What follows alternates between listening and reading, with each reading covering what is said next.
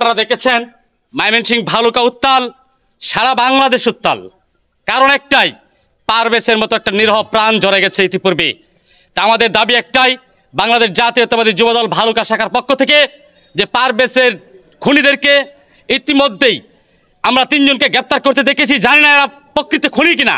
যারা আসল খুনি তাদেরকে গ্রেপ্তার করে আইনের আওতায় এনে ফাঁসি কার্যকর করে পারভেজের রুহের আত্মার শান্তি দান করুন, এই উদারত আহ্বান জানিয়ে এবং শহীদদের তালিকায় পারভেজের নাম অন্তর্ভুক্ত করুন, এই দাবি জানিয়ে আমি কথা শেষ করছি।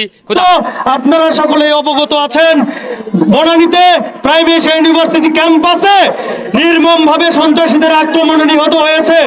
আজকে বিরুলিয়া ইউনিয়নবাসীর পক্ষ থেকে আয়োজিত এই বিক্ষোভ সমাবেশ থেকে উক্ত হত্যাকাণ্ডের তীব্র নিন্দা ও প্রতিবাদ জানাচ্ছি।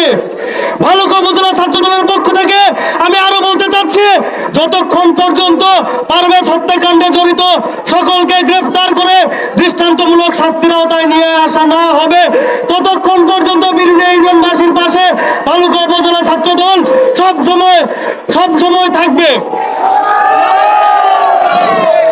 ভালুকা উপজেলা ছাত্রদলের একজন সাংগঠনিক টিম লিডার হিসেবে আপনারা অনেক অবগত আছেন। আমি এই ইউনিয়নের দায়িত্বে ছিলাম। এই ইউনিয়নের আমরা 9টি ওয়ার্ডে যখন কর্মী সম্মেলন করেছি, এই ফ্যাসিস্ট সরকারের সময় বিভিন্ন জায়গায় আমাদেরকে বিভিন্ন অত্যাচার নির্যাতনের ভিতরে আমাদের কর্মী সম্মেলন করতে হয়েছে। এই পারভেজ প্রতিটি কর্মী সম্মেলনে জাতীয়তাবাদী ছাত্রদলের হয়ে আমাদের সাথে উপস্থিত থেকেছে। সর্বশেষে পারভেজের আত্মার মাগফিরাত কামনা করে এবং পারভেজ হত্যাকারীদের বিচার চেয়ে আমি ভালুকা উপজেলা ছাত্রদলের পক্ষ থেকে আপনাদের সবাইকে ধন্যবাদ জানিয়ে আমি আমার বক্তব্য শেষ করছি। আসসালামু আলাইকুম।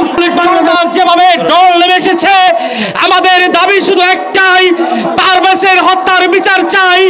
একটা তাজা প্রাণকে কেড়ে নিয়েছে। আপনারা ইতিপূর্বে বিভিন্ন ফুটেজে দেখেছেন, এরা নির্মমভাবে আমাদের পারভেজকে হত্যা করেছে। বাবার কাঁধে সন্তানের লাশ দিয়েছে, মাকে সন্তান মার কোল থেকে সন্তানকে কেড়ে নিয়েছে।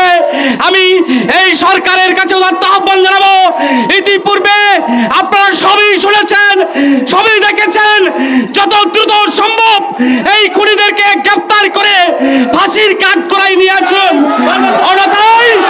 অন্যথায় ভালুকার মাটিতে পারভেজের বিচারের দাবিতে একটার পর একটা আন্দোলন চলতেই থাকবে। এই উদাত্ত আহ্বান রেখেই আমি কথা শেষ করলাম। বাংলাদেশ জিন্দাবাদ, বাংলাদেশ জাতীয়তাবাদী দল যুবদল জিন্দাবাদ, জিন্দাবাদ।